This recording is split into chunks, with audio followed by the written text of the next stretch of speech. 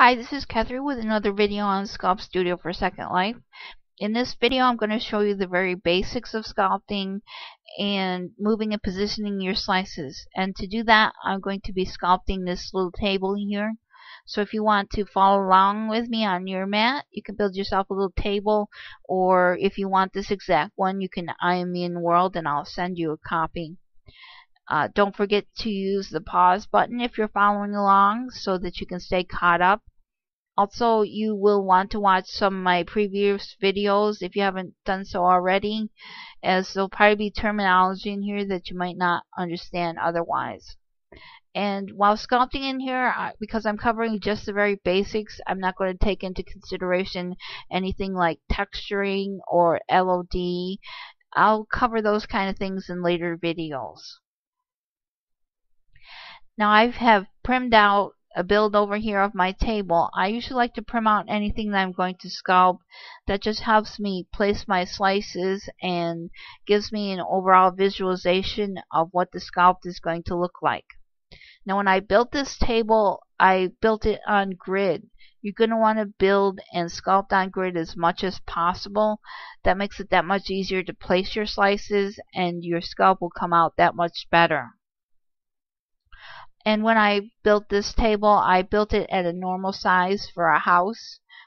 But to sculpt it, we're going to want to blow it up much larger. That's because the ends of these table legs, the slices would have to be so small that they would be hard to work with. And the points inside those slices would be so close together that it may cause problems with your sculpt. So to blow it up, first of all, I am going to make a copy of my table so that I don't lose my original. And then holding down the Control and Shift key, you get these little white boxes. You can just grab one and pull it up as large as you want it. However, I like to blow things up proportionally. And to do that, hold down the Control and Shift key. Up here in the coordinates, these are actually the overall dimensions of your build. And to blow it up proportionally, say I wanted this table 4 times as large, I would take my x coordinate, which is 1 meter, multiply that times 4, gives me 4 meters. So I would grab my square here and pull it up until I have 4 meters in there. Now this table is exactly 4 times as large as this table. That means that I'll be able to place my slices on grid easily, and it will also help me avoid gaps in my sculpt because I'll be able to place my slices accurately. Now the next thing that you want to consider is how many slices we're going to need. Each end of each section of your sculpt will have 2 poles and 2 slices. So at this end, or the bottom of your table leg here, you'll have 2 poles and 2 slices. At the top of the table leg, you'll have 2 slices and 2 poles. That means 8 slices per table leg. 8 times 4 is 32. Then we'll need 8 slices for the tabletop. That's 40 slices.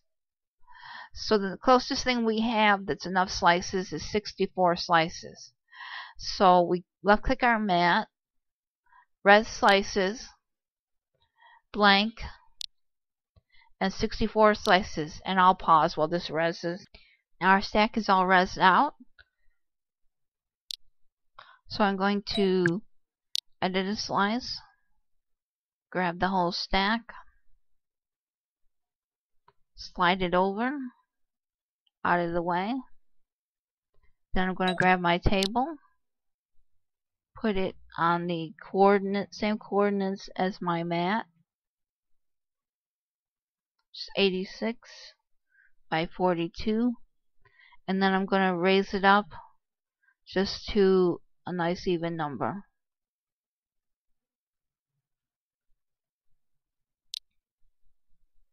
Now if I pull out one of these slices here, you'll see that the slice shape is represented by a circle.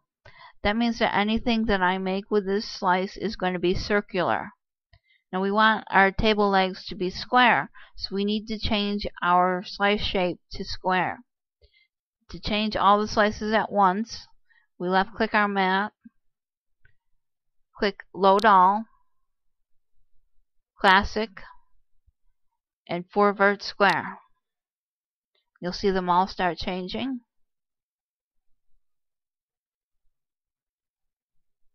And now our slice shape is represented by a square. Now to move these slices, you move them around just like a prim. You can rotate them and size them. Now to start out with, we're going to have 2 poles and 2 slices, then 2 slices and 2 poles. So our first 2 slices, slice 0 and slice 1, need to be poles. To change them to poles, we click the slice, click Load Slice, and Pole. Do the same thing on slice 1, and pole. And now we can go ahead and place this slice at the bottom of the table leg. You go ahead and do that, and I'll do mine while I'm paused.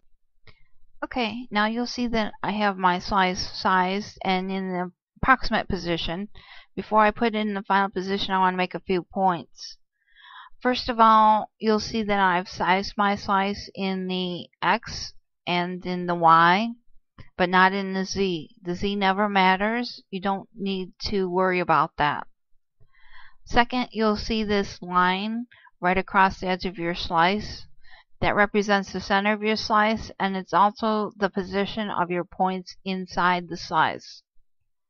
So that when you move your slice down to the bottom of your table leg,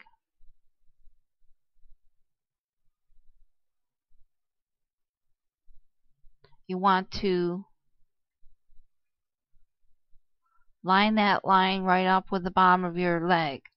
If you don't do that, you will have your leg too short or too long, and then it won't be the right length.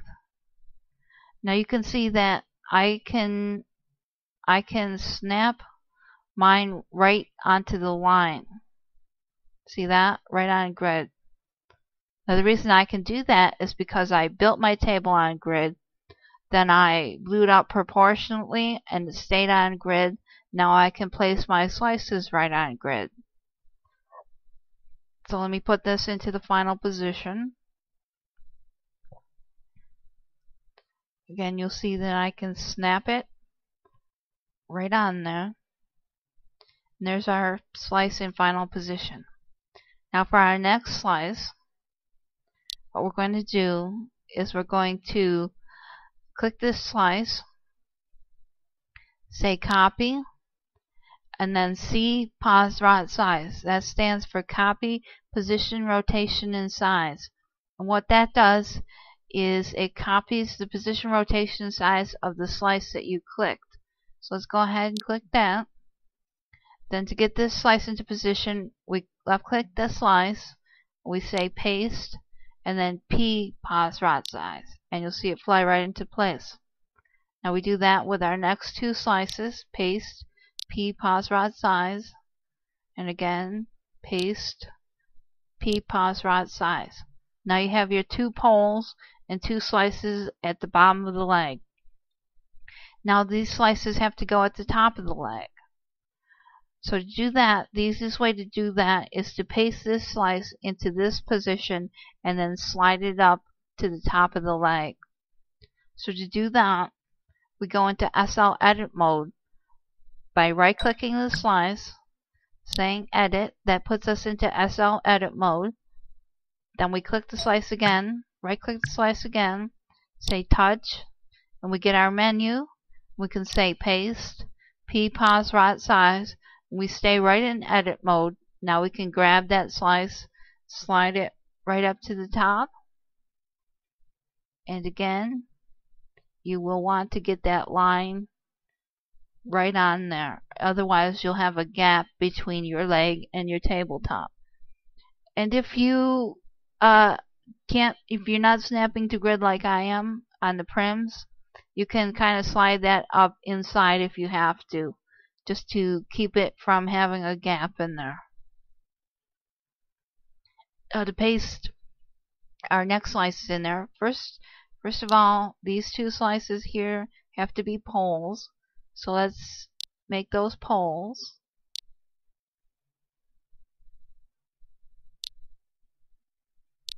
And now we can place these. To do that, we're going to go over here, click this slice, and say copy.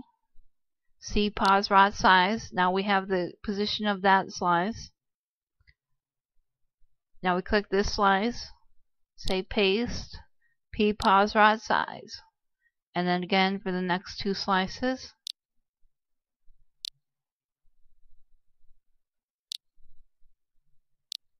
And there we have our first leg done. Now when you want to make the second leg, the easiest way to do that is to copy this position again. Then go into edit mode and paste this slice there and then slide it over to here. So go ahead and do that and finish off the rest of your legs, and I'm going to pause and finish mine.